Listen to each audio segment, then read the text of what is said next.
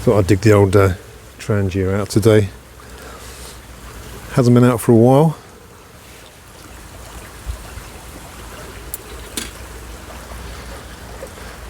Been using my homemade alcohol stove the last few trips.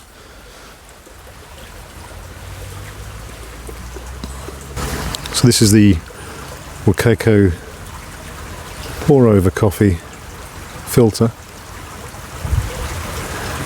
Great little system. A little bit heavy, but comes with its own thermos mug as well. So yeah, it makes a good coffee. Freshly ground beans this morning before I came out. Just let this soak through. So there's a lot of people on YouTube at the moment who are bringing out videos on hashtag showusyourbrew. I've been asked by a couple of people to do one. I thought I wanted to join in anyway. Just sort of go over the reasons why I started doing wild camping in the first place. I've always been a lover of the outdoors ever since I was a kid. If you ever watched my first video that I ever did, I spoke about my sort of background and having a fairly hectic work life and getting stressed out, and that stress, mental stress more than anything else, ended me up in hospital. And the thought of me when I was a kid, you know, I used to go to my nan's farm in Ireland, and my summer holidays were spent just roaming the fields, going fishing and being outside. And I think we get snowed under with the general stress of everyday life and being obsessed with YouTube and the internet and technology in general, that we forget what it's like to just go outside and sit down and enjoy the peace and quiet.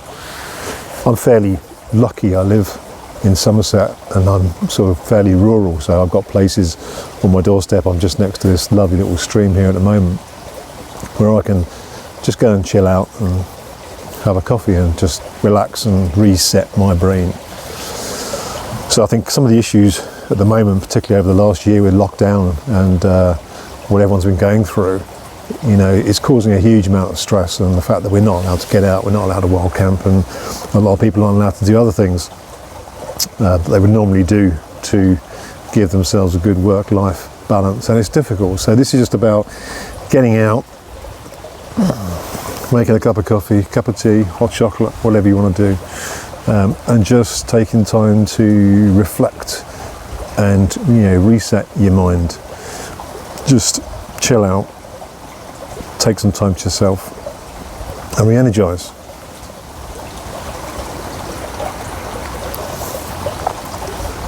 I haven't got any Jack Daniels in this, but it's still good.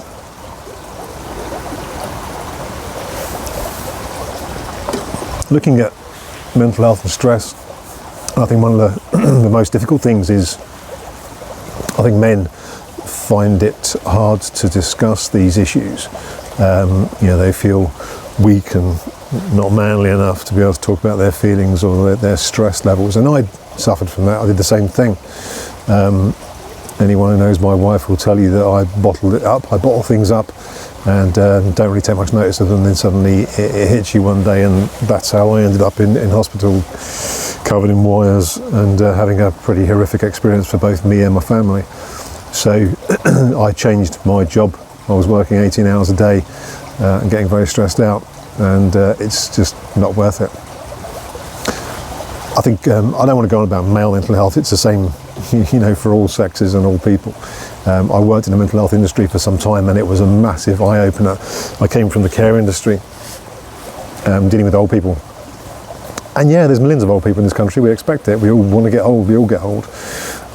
But when you work in mental health and you see the people that are in there and how many there are, I was overwhelmed, absolutely gobsmacked at how many young people there were in mental health hospitals that we had. Our services were busting at the seams, and the NHS were desperate for more places to put more people because of how prolific it was, and it was a huge eye-opener for me.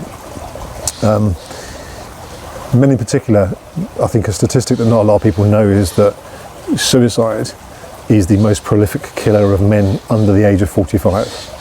Forget cancer, forget driving like idiots like we do.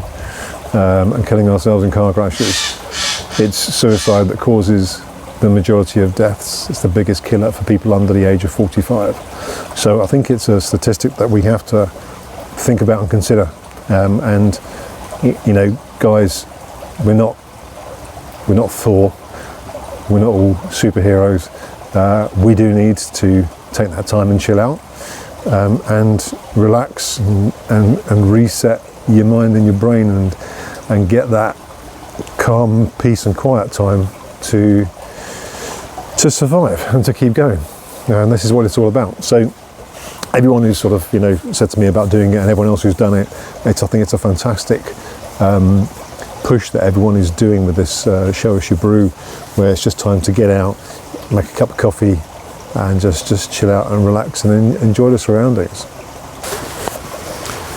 So it's just a short video, really, just to give my 2 penneth on the thoughts of mental health, wild camping, rambling, hiking, call it what you wish, but just being out in the countryside and enjoying what this country has to offer, and what is around us that we sort of take for granted and don't take any notice of. We all want to go away on holiday to sunny places, and I think lockdown last year has shown us that actually, do you know what, there's a lot on our own doorstep that we can do and enjoy.